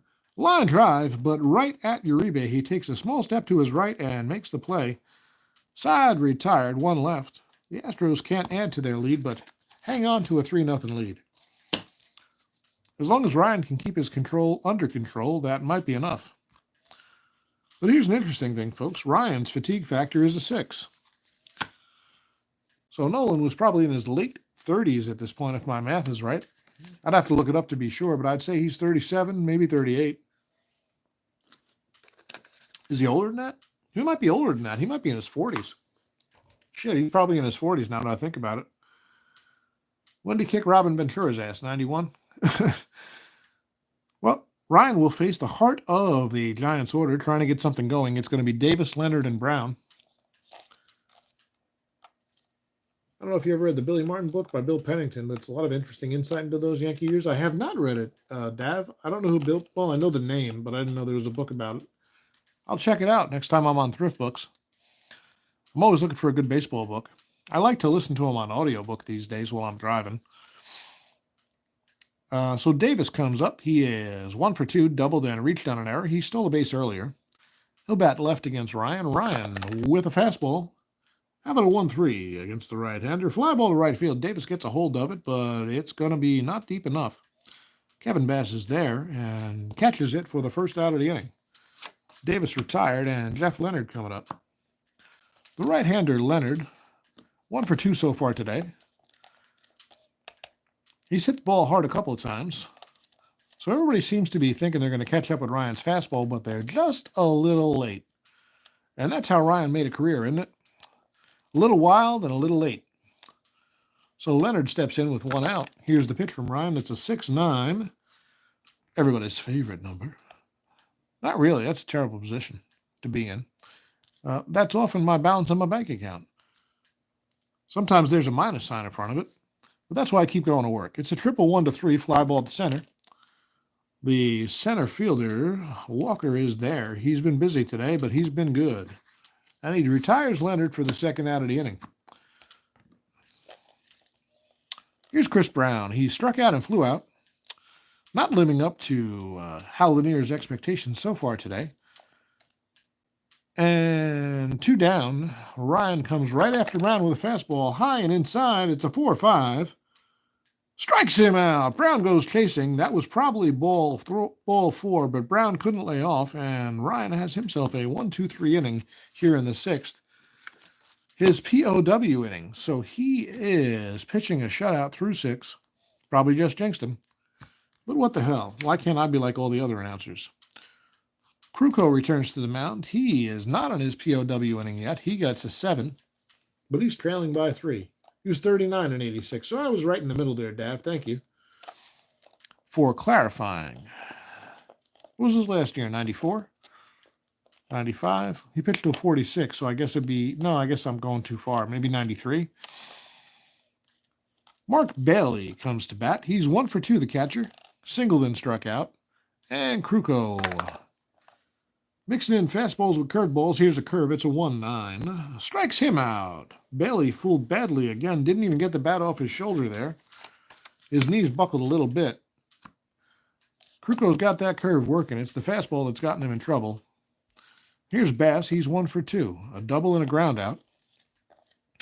Kevin bats from the left side. Krukow delivers. How about a 110 right-handed? Ballpark single. You know, batting from the left side is not good in the Astrodome. But here it's a 9, 1-9. How about an 18? Forget it. A line drive to the second baseman, who is Robbie Thompson, for the second out of the inning. 93 finally blew his arm out. Yeah, I remember that last game. Well, I don't remember it. I'm not going to lie. I remember it from the Nolan Ryan documentary that it was on. I forget it was on Netflix or Amazon Prime, but on streaming services. Really, really good watch if you're a Ryan fan or even just interested in how his career and life went. But that was a sad, sad moment. It reminded me a lot of that Kevin Costner movie. I think it's called The Perfect Game. One of my favorite baseball movies. It's a non-traditional baseball favorite, but I think it's a beautiful, beautiful movie. And I think as long as you keep Kevin Costner in a cowboy hat or a baseball hat, you're doing the right thing. Well, here's Tony Walker. He's 0 for 2 and struck out twice, but he's made up for his deficiencies at the plate with his defense today. He robbed Will Clark of a homer earlier. He'd like to hit one of his own here if he can, but he's got weak power against right-handers, so it's probably not going to happen. 1-7. against the righty, grounded on the ground. There it is again. To Uribe, who picks it and fires to Clark. A 1-2-3 inning for Krukow, and these guys are settled in. Krukow had one bad inning, otherwise he's matched Ryan pitch for pitch. We go to the 7th. Houston clinging to a 3-0 lead, and Ryan looking pretty good. Ryan will face Brenly, Thompson, and Uribe here, and we might see a pinch hitter for Krukow if anybody gets on. We'll have to see what Roger Craig is thinking. So Nolan's ready, Brenly's ready. He's 0 for 2 on the day. Like to change that. Ryan wants it to stay right where it is, maybe at a 3 instead of a 2. How about a 4-10? Sometimes I talk too much. Strikes him out. Ryan's 5th strikeout of the day. He's heating up, folks. There's one down, and here's Robbie Thompson. Thompson has walked twice. Ryan's had enough of that bullshit. Maybe not. A 4-10 against the right-handed Thompson. You know what? He has his 6th strikeout of the day, and now 3 in a row. 2 down quickly here in the 7th for the Giants, and Ryan looking strong. Nolan back on the mound. Stares in at the slight hitting Jose Uribe, who has gotten the ball on the infield twice. A ground out and a pop out. Uribe from the left side, the switch hitter, waits. How about a 2-5? Makes contact.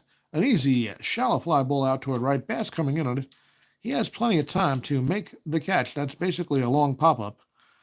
And Ryan with his second 1-2-3 inning. Nothing doing for the Giants. We go to the bottom of the 7th, and it's the 7th inning stretch time. If you want to sing, feel free. If you got to pee, do it on me. Wait, that didn't sound right. I mean, take the time now to enjoy a beverage or a bathroom break. Because I'm going to sip a little water and see what you guys have to say in chat, if anything. Take me out to the ball game. Nothing better to do than play Strat-O-Matic in the evening after work and stream it live with you.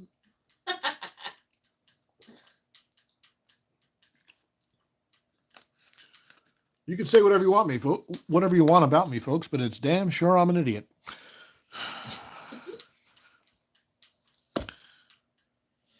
Well, that was the 7th inning stretch. I hope you peed fast and drank faster. The Astros lead 3-0. They'd like to add to it here in the bottom of the 7th. They will send out Thon, Nolan Ryan, and Jim Pankovitz. Thon is 1 for 2 on the day. I apologize for my indiscretions, but nobody really cares. We're just having fun. Ryan ready? Ryan's not ready. Ryan's on deck. Krukow is ready to deliver to Thon. Dickey waits. He's not sure why he let everybody call him Dickey, but he's stuck with it now. It's a 2-4. Dickey Thon with a home run chance here. Home run on a 1. Double 2-20. Thon drives it deep to left field. Back on the ball goes Leonard. He's had to do this a couple of times today. He's not going to get there. He does cut it off deep in the gap. He gets it in quickly. It throws off line, though, and Thon is into second with a double. A leadoff double for Dickey Thon, and Ryan coming to the plate. He will probably bunt. Nolan is going to be a D bunter with the corners in. And let's see what that means. The 20 is meaningless. A 6-10 means the third baseman will field it. So it's going to be fielded by dun dun dun Chris Brown. Better baseball player than a pop star. And what is it? Shoot. 9 on the bunt for a D. 1-2. Batter fouls off 2 pitches. The offensive manager must decide whether to stay with the bunt. Nah, Nolan's got a 3-run lead. He'll swing away with a 1-2 count. Here's the pitch from Krukow. He takes something off, and Ryan swings over the curveball for a strikeout. So Krukow strikes out Ryan for the first out. Thon still at second.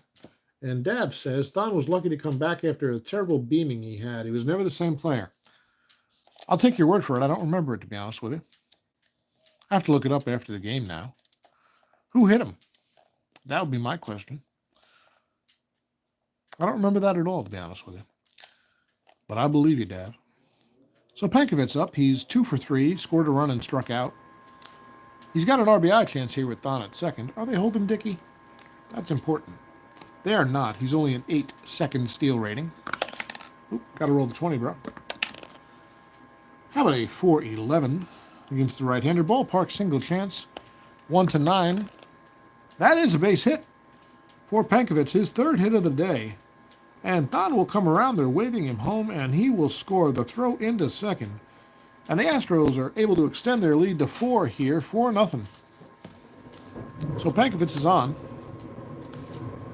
Dav says Mike Torres of the Mets hit him in the eye, and he had blurred vision for several years. Well, that sounds terrible. Sports Time Machine knew it was Mike Torres as well. Yeah, that sounds awful. You know, I didn't watch not a lot of National League Baseball in the 80s. I was pretty much tuned into the Yankees and whatever happened to be on This Week in Baseball, I guess. It wasn't... I didn't really start watching National League Baseball until... started watching the Braves in the late 80s. So probably only the Braves on TBS. And only when the Yankees weren't on. That was pretty much my nightly ritual. While I sat on the edge of my bed in my teenage bedroom with an ironing board as my Strat-O-Matic table, and I played with this very 1986 set. Did a lot of draft leagues that didn't go very far, but I had a lot of fun. Thon probably mouthed off to Bucky Dent or something. That makes sense. Game of the week was it until cable came along. Yeah, I remember one of the highlights of Game of the Week was seeing Tony Gwynn play at some point for me. I actually recall that vividly. And I don't know I don't recall the particulars of the game, but I know Gwynn had a good performance. And I became a Gwynn fan. He became my second favorite player after Mattingly, active at the time. My first favorite player was weirdly Catfish Hunter. I think it was just because he looked like my uncle. He looked like my Uncle Eddie. They had the same mustache, a very similar appearance. And I idolized my Uncle Eddie, so Catfish Hunter became my very first favorite player. And when he came to the Yankees and had his baseball card, that was all it was, you know. But it's funny what mattered to you then when you didn't know as much about the sport as you do now. I'm talking I was like 4 or 5 years old when that happened, so. Like Sandberg that game in '84 against the Cubs. Oh, for sure, against the Cardinals. Yep, I kind of remember that one too. But again, I don't know if it's from highlights or if I saw it. Doesn't matter. Pankovic is on at first. They got a 4-0 lead. He's got a decent chance of a stolen base here. Well, no, he'd only be at 12, right? Yeah, he's not going to go. So Doran's up. We'll do the hit and run thing again? Nah, Bill's going to hit away with a 4-run lead. He's like, man, stop trying to make me give myself up. I want to hit. A 3-6 against Krukow. And hit he does. He pulls it into left field for a base hit. Pankovic is around second with the base hit going to left. They will hold him there. So that'll make it first and second here in the 7th. And Krukow is fatigued, so that'll be all for him. So Mike goes 6 1/3 before heading for the showers. And he's due to lead off, so this is going to be interesting. Will they do a double switch? It's very possible. I got to examine the options here, folks. That's the fun thing about National League Baseball sometimes, is you can do the double switch. First of all, let's find a pitcher. All right, so let's see. We've got Walling, Davis, and Bailey coming up. Does Davis hit lefties? He kills them, but he kills righties too, so it doesn't really matter. Walling, on the other hand, struggles against lefties, so let's see if we can find a lefty to pitch for San Fran. Now, it's not going to be Robinson. You know what? They're going to give Mark Davis some work here on opening day. Mark Davis is a very good pitcher. And who's the last guy up? Uribe. Let's see if we can find a decent fielding shortstop or second baseman, or even a catcher for Brenly. That might be the way to go. Well, Woodard sucks. Quinones sucks. Holy crap. 179 and 160 bats for Luis Quinones. Youngblood can't field, Kutcher can't field, and Maldonado is a good pinch hitter, but not a good fielder. So you know what? We're going to make an unconventional change here. We're going to bring in Bob Melvin to relieve Brenly at catcher. Melvin is going to take over in the 9th spot. Krukow's out as we make a double switch. They'll give Melvin a moment to get his gear on. He's a catcher 3-0, E1T7P0. He will bat ninth, so he's going to take the place of this pitcher sitting card. And Davis will come in and bat sixth, which means Brentley's day is over.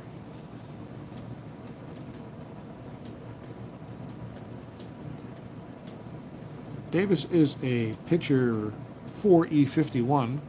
Dear God, don't hit it back to him. He is a one-hitter, so he will take Bob Brentley's place in the lineup. They didn't want to give up the defense at second and short at this point. Oh, I'm looking at the wrong guy. Did I really do that? Hold on a second. I do what I think I did. What did you do, Joe? I don't know. Give me a minute to figure out what the hell I did with that card.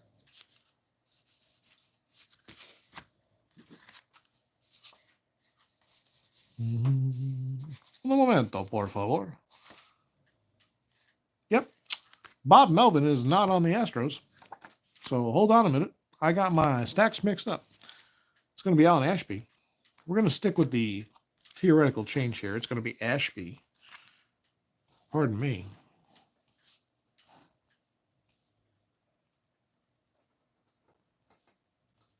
He is a catcher 3+1, E4T9P3.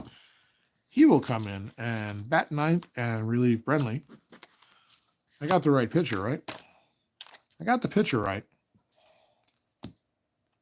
He's coming in for the Giants. And let's see. That means you're taking over for Brentley. Why am I having a mental block with this right now? Oh, I see what I'm doing. I'm looking at the wrong stack, man.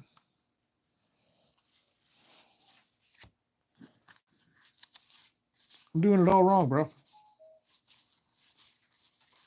Pardon me while I get my shit together.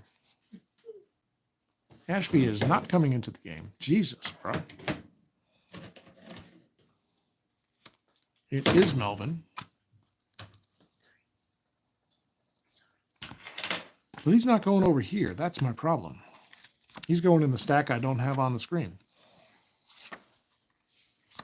So Ryan is staying in. Stop touching that stack of papers. Melvin's going to come in and bat ninth, replacing Krukow. There we go. Now we're making a little bit of sense. And Davis, the one-hitter, will replace Brentley over here in this stack. I got it backwards, kids, but we figured it out. So Brentley's out. Davis is in. Melvin is in, so we'll put a little check mark there to remember my idiocy. That's what happens when you're tired, folks. But here we go. In the bottom of the seventh, now we're making sense. Denny Walling comes to bat. One down, runners on first and second. Mark Davis fresh into the game. Throws from the left side against the lefty Walling. With a 4-run lead, they won't pitch hit. Walling is their number 3 hitter, and a good hitter at that. Although he doesn't hit lefties just as well, hits a 2-4, pops it up on the infield. The shortstop, Uribe, is there, calls everybody off, and makes the play for the second out of the inning. Davis will now pitch to Glenn Davis. They're not related as far as I know, but they both dated Gina Davis in the fictional universe that we have established here on this card table. So Davis is 0 for 3 today. He could really lengthen the lead with a long ball here. It's 4-0. Mark Davis pitches to Glenn Davis. A couple of foul balls. How about that's cocked? Come on. Cooperate. How about a 4-6? I'm sure you've all struggled with the roster moves upon a time. That's a strikeout. Glenn Davis swinging and missing. And he retires the side, but a run in for Houston. And they now lead 4-0 as we go to the 8th. Ryan back on the mound for the 8th. If he gets through this inning, he'll be fatigued for the 9th no matter what. Be a curious situation to see if we leave him in. Well, Melvin, freshly into the game to lead things off, followed by Gladden and Clark. Appreciate your understanding as I fumbled through that double switch and tried to switch him into the wrong team. We're making trades on the fly here mid-game, folks. But the commissioner overruled it. So here's Melvin. Bob, a pretty good platoon with Brenly. 224, 14 doubles, 5 homers, 25 RBIs, 15 walks, and 69 strikeouts. Yikes. He stole 3 and was caught twice. Well, he's better than having the pitcher hit. How about a 3-7? Not much, though. Strikes him out. Ryan with his, 5, 6, 7, 8th of the day here in the the 8th inning. So he's right on pace for a strikeout an inning. Here's Dan Gladden. He's 1 for 3. Stole a base his last time up. Stay in the stadium, folks. It's a 4-8 against the right-hander Gladden, and Gladden lays off and draws a 1-out base on balls. Well, Ryan has only walked 3 today. That's the 3rd one. And here's Will Clark. Clark hit the ball hard twice and struck out his last time up as Ryan threw him a changeup that surprised Will. Welcome to the bigs, Will. Nolan knows what he's doing. But you'll have a promising career, kid. So Clark is in the left-handed batter's box. Gladden on first, being held. Not going anywhere, trailing by 4. How about a 3-11 against the right-hander? That is a plunked. Clark might have leaned into that one a little bit, but Ryan came in tight, and Clark is hit by the pitch. Rushes his shirt sleeves, but that's good enough for the ump, and he sends him down to first. So Ryan in a little bit of trouble here for the first time since the first inning. First and second, just 1 out, and Chili Davis to bat. Davis, an extra base hit today, 1 for 3 with a double and a stolen base. Chili from the left side, Ryan from the stretch. Here's the pitch. It's a 3-7. A fly ball to left. No problem for Pankovitz. Retires Davis for the 2nd out of the inning. Everybody retreats. And here's Jeff Leonard. Leonard, 1 for 3 today, singled way back in the first and flew out to center a couple times. Runners on first and second, 2 down. Ryan looking in, likes the sign. It's probably fastball. And 2-4, strikes him out. His 9th strikeout of the day. Nolan gets through the inning to remain. And as we head to the bottom of the 8th, the Astros are hanging on to a 4-run lead. Davis will come back out for his 2nd inning of work. Where is he? He's a 3 fatigue. I just like to note that. And he will face the catcher Bailey, followed by Bass and Walker. Bailey is 1 for 3 with 2 strikeouts on the day. Hey, Steve Aquilon. Thanks for tuning in tonight. I really appreciate it. Steve's a nice supporter of my fledgling channel and a great broadcaster in his own right. Tune into his channel for a lot of Strat-O-Matic action. Good guy and a fun fella to hang out with on stream. So get in there if you haven't subscribed already. Thanks for stopping by, Steve. It's nice to see you. We got Mark Bailey up at bat, the catcher, leading off the bottom of the 8th for the Astros, who have a 4-run lead. Mark Davis in for his 2nd inning of work. In relief of Krukow. Bailey 1 for 3, waits for the pitch from Davis. A 3-6 from the left-hander, base on balls. Davis a little wide, Bailey laid off.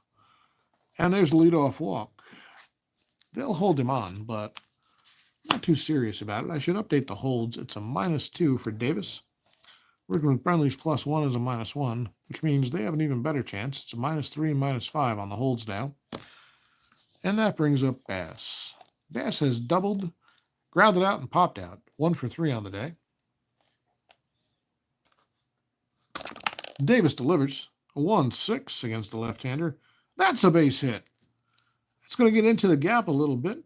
Bailey around second. He's being waved to third. Leonard gets the throw in quickly and holds Bass to a single. So Kevin is on. They will hold him at first, and it's 1st and 3rd with nobody out for Tony Walker. Tony's been great in the outfield today. Stole a homer earlier, and he's 0 for 3 at the plate with 2 strikeouts. Bats from the right side. Davis is ready to deliver. Glances at Bailey. Bailey not going anywhere at third. It's a 5-7 against the right-handed Davis. Ground ball on the ground.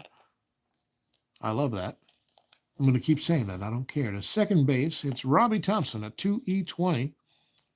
Responsible for holding the runner, so he's a 3E20, pardon me. And how about a 4? Never good news. A 414. A 4 on a 3, that's a single one. So a run's going to score. And a 14 on a 20 is not an error. So a line drive on the ground past Thompson. That's a base hit. Bailey can trot home, and Bass will stop at second. So 3 straight hits to start the inning here for the Astros, and they now lead 5-0. And it's looking more and more likely that Ryan will get a chance to complete this one, despite his POW rating. So first and second, nobody out, and Dickie Thon due up. Thon, 2 for 3 on the day, single, doubled, and scored a run. Dickie waits from the right side for the pitch from the lefty Davis. Might be Davis's last batter. Here's a 4-10. A fly ball to left. No problem for Leonard. He ranges over, calls it out, and retires Thon for the first out of the inning. Well, the good news for Mark Davis is Nolan Ryan's due to bat, and they're going to let him because he's going to come out for the 9th right now, according to Hal Lanier. Ryan will at least start the 9th, even though he'll be a little tired.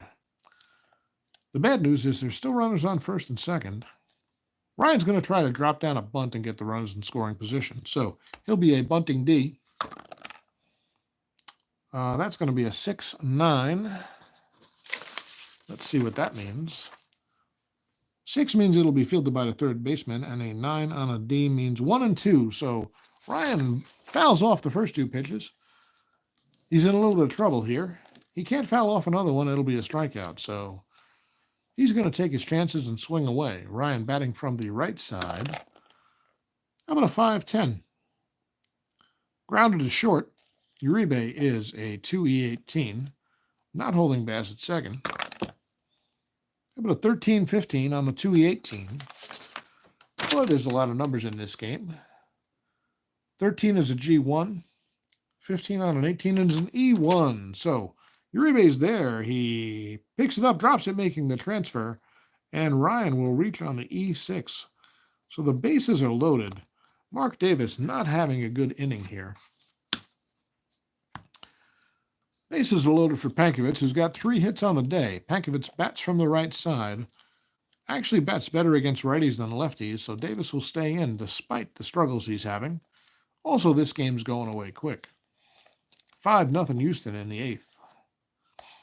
Pankovich with 3 base hits on the day, scored a run and drove one in.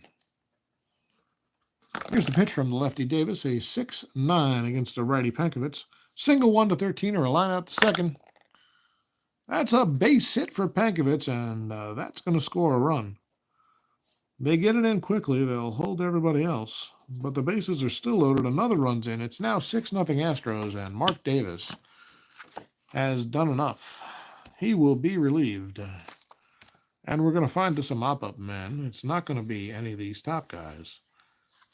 It's probably, nope, that guy's pretty good too. It's going to be Greg Minton. Greg Minton will come on in relief of Davis.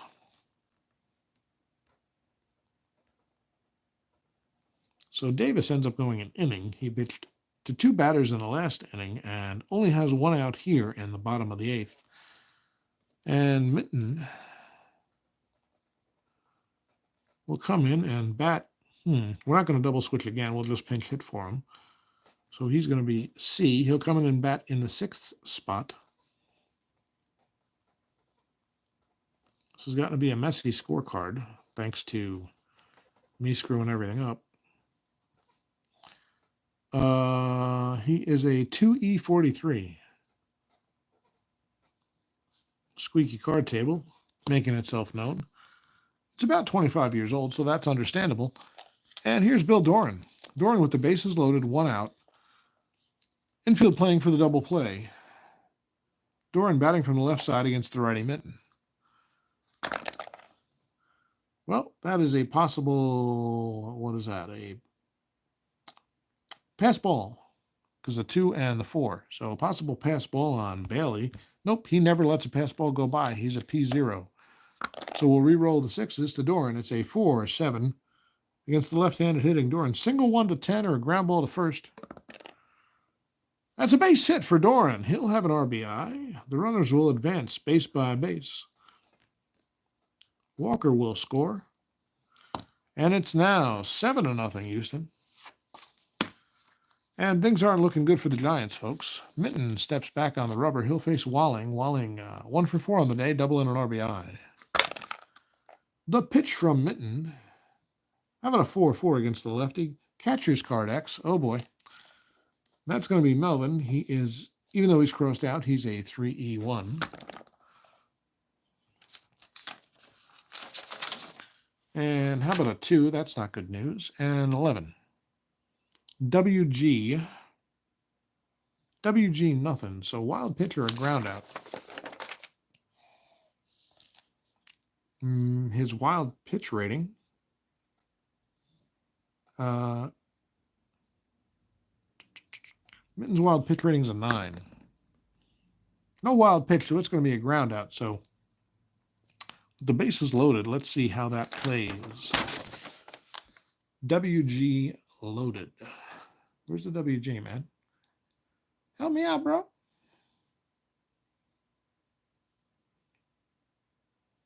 Catcher throws him out at first, so it's going to be a 2-3. The run will score.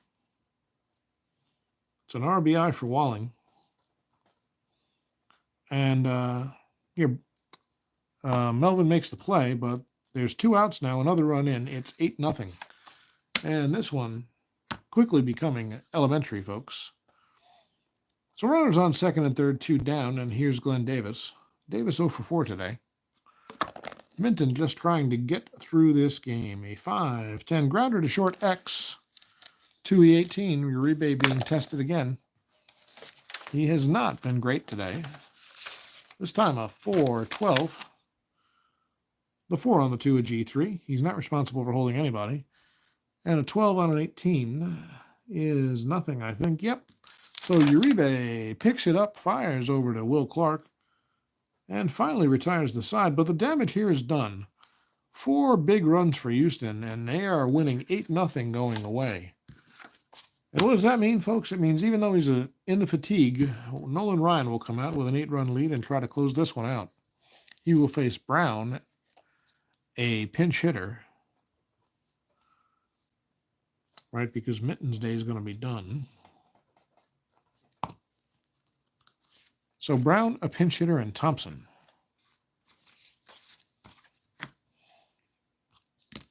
Chris Brown, 0 for 3, 2 strikeouts today. Nolan has 9 through 8 innings so far. He's ready. The windup and the pitch to Brown. How about a 6-11 against the right-hander? Ground ball to shortstop. Unlike Uribe, Thon makes the play, and that's 1 away quickly for Ryan and the Astros. So we got a pinch hitter coming up for San Francisco. It's going to be, they got some options here. I just want to make the right choice. Do they have a lefty? They could go Woodard, but he's not a very good hitter. Oh, they're going to go Aldretti. They're going to bring up the lefty Aldretti to face Ryan. Aldretti, a solid hitter, bats from the left side and hits righties fairly well. Also can get on base with a walk, so Mike Aldretti is ready to face Nolan Ryan. 1 out here in the top of the 9th. The Giants need an 8-run homer, but first they need some base runners.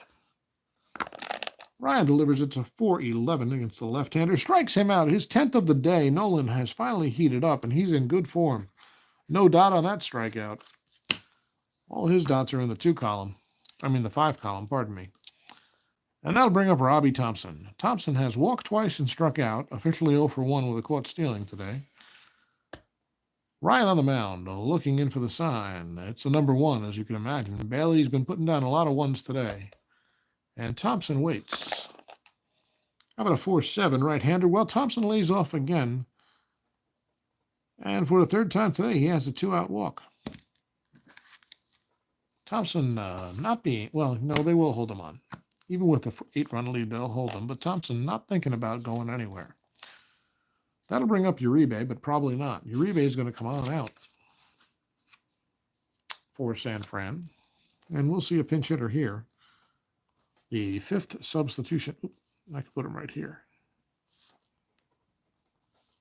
So Uribe's day is done. And I think we're going to go with Candy Maldonado. Maldonado, a very solid hitter. 252, 31 doubles, 18 homers, and 85 runs batted in, 20 walks and 77 Ks. He stole 4 and was caught 4 times. He just needs to get on base to keep this game going here. There's Thompson on first with 2 outs. The Giants down to their final out, and Ryan from the windup. He don't care about the runner. Although we would like to keep the shutout in place. A 5-5, single one, line out to short. Wouldn't a one be crazy right here? Dickie Thon ranging over for it. A 6. Thon makes the leaping catch to retire. Who the hell is it? Maldonado. And end the game. And just in time, because I'm getting tired, folks. So nothing doing for the Giants. Nolan Ryan completes a complete game shutout for the win here on opening day in the Astrodome. He strikes out 10, walks just 3, make it 4. I don't know how many hits he gave up. Let's find out. 1, not many. 2, 3. 3 hits for Ryan. No homers, obviously. No runs, no earned runs. He did hit a guy. But he kept his control under control. And in the end, it's 8-0 Houston over San Francisco on opening day in the Astrodome. Mike Krukow takes the loss. And your player of the game, if there is one, well, we got a couple here. They're going to be co-players of the game. Nolan Ryan with a 3-hit shutout complete game. 10 strikeouts to go with 4 walks and a hit by pitch. We'll share the honors with last-minute leadoff substitution man Jim Pankovitz, who went 4 for 5 with a run scored and 2 runs batted in to set the table for Houston in the absence of the 048 hitter Eric Bullock, who only had 1 hit and 21 at-bats, according to Dav. Well, guys, that's all we got today. I hope you've enjoyed this game. I really enjoyed chatting with you while I played. I am absolutely exhausted and can't wait to get to bed. But tomorrow night is Friday night, and we're going to live stream something at some point once we get through the workday. Hey, Glenn. Was a good game for Ryan and the Astros. You're absolutely right. I hope you guys have a good night as well. Thank you for tuning in. My name is Joe. This has been JC Sports Replays playing Strat-O-Matic Baseball Super Advanced Cards and Dice 1986. We're going to have a couple of doubleheaders this weekend, I think, in this season. Tomorrow night, we might play another game. We might play something different. Really depends on how the day goes and how much brain power I have when I get home from work. But that's the truth of it. And we've had a good time. Thank you for the chat and the company. We'll see you again. How do I stop the stream? Shaking the... Yes, I want to stop it. Bye.